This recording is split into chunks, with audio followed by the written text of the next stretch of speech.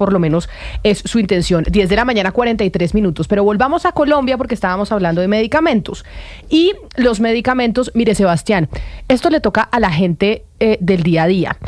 Una persona que conozco que está embarazada necesita una pastilla que se llama Eclamp. El Eclamp es una pastilla para que las mujeres que tienen riesgo, por ejemplo, de preeclampsia, porque se les sube la presión, pues la puedan manejar. Se la estaba dando su EPS y su EPS ya no le da la pastilla porque está agotada.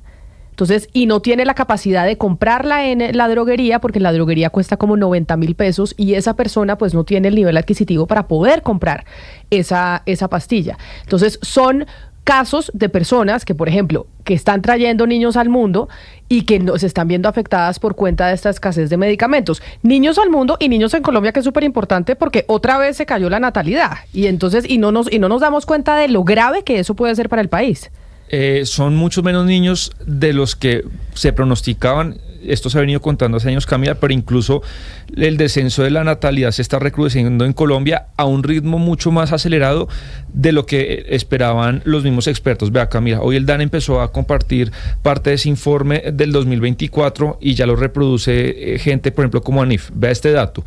Entre el 2020 y 2024, yo creo que la pandemia puede ser como un punto de una nueva sociedad en Colombia y en el mundo. Parecía que ese es el año, el 2020, la pandemia. Nacieron en Colombia 841,000 niños menos de lo esperado, es decir, más o menos 145,000 niños al año. Solamente el año pasado, Camila, nacieron 14.4% menos niños de lo esperado.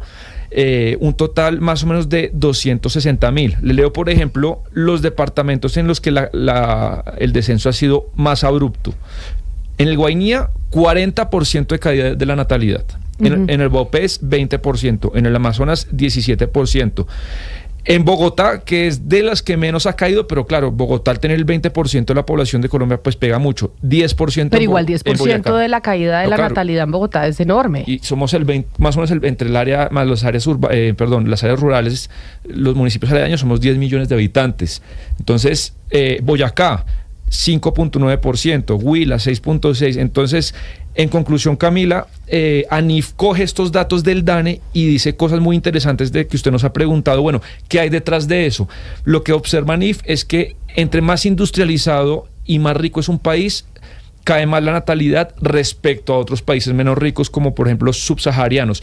¿Cuál es el tema de Colombia? Que nosotros, si bien no somos un país subsahariano muy pobre, tampoco somos un país muy rico y estamos observando caída de la tasa de natalidad como si fuéramos un país europeo rico. Ese es un poco parte de nuestra tragedia. Bueno, es que hay muchas cosas que analizar. ¿Por qué razón se están teniendo menos hijos? Porque las mujeres están entrando al mercado laboral, porque tienen mayor estabilidad, porque todavía para la mujer tener hijos es un sacrificio enorme a la hora de tener que compaginarlo con su trabajo, o porque, por ejemplo, la gente no está en pareja. La gente no se está emparejando, entonces no están viviendo juntos. También. Cada vez hay menos personas en pareja y pues si usted no tiene pareja, pues más difícil el tema de los hijos y de la familia. Menos estables, que son uno tiene un hijo con alguien que uno se proyecta.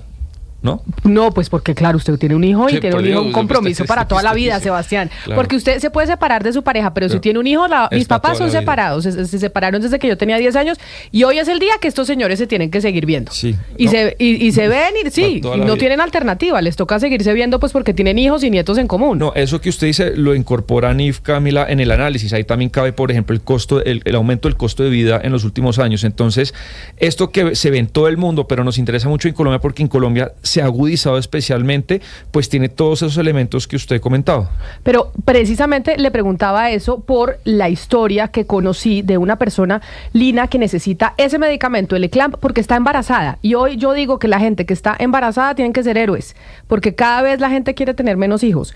Y está embarazada, necesita eso para que no se le suba la presión y no termine con una preeclampsia, y en la EPS no tienen la pastilla, no se la pueden dar y ella no tiene los recursos para poderla comprar en la droguería por ella misma porque cuesta 90,000 pesos. Pero como esta historia que yo le estoy contando que conocí hace poco, pues hay muchas.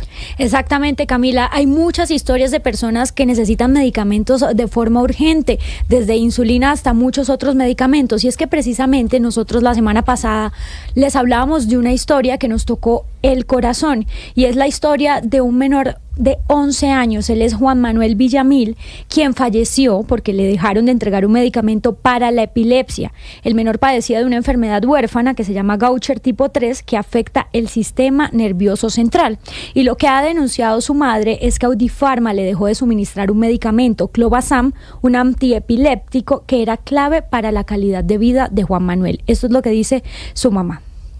Bueno, yo había denunciado esto antes con Juan. Juan tenía una enfermedad huérfana.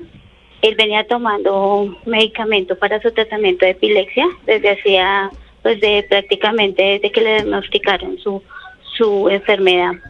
El año pasado, más o menos para alrededor de mayo, ya fue cuando empezaron íbamos a Audipharma y ya empezaron a decir que no había medicamento.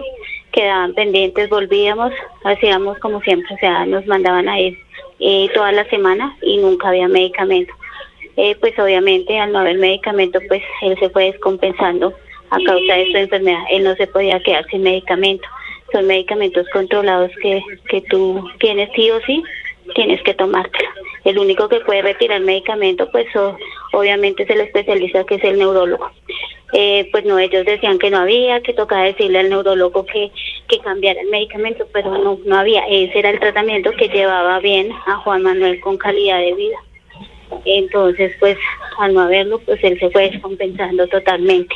Ya para más o menos julio del 2024, él ya se quedó 2024, perdón, él ya se quedó sin su medicamento, ya le hacía falta uno de los 4 que tomaba.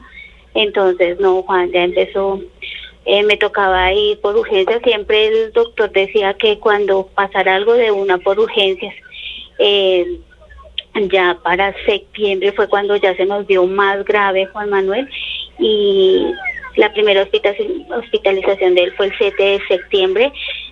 Volvió y regresó el 11 a la casa, volvió y se descompensó el 15, y del 15 ya no salió hasta el 21, que hizo sus estatus y no salió de su estatus, y desafortunadamente pues su desenlace fue fatal.